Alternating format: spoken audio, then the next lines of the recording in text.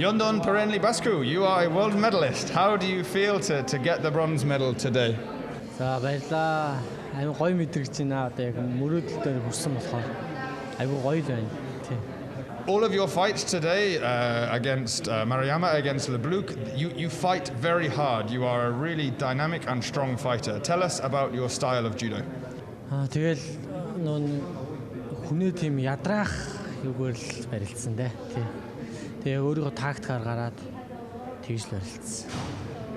As part of your prize, you received a Huawei watch. Tell us what you think about this awesome prize. Одоохондоо яг задлж үзээгүй байна.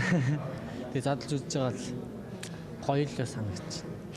And finally, what are your hopes? Now you are a world medalist. What are your hopes for the future? Олимпийн медальтай болох. Тэгээ дараагийн зорилгод одоо бүр хичээгээд сайн барилдана. Cool. Thank you very much. Thank you.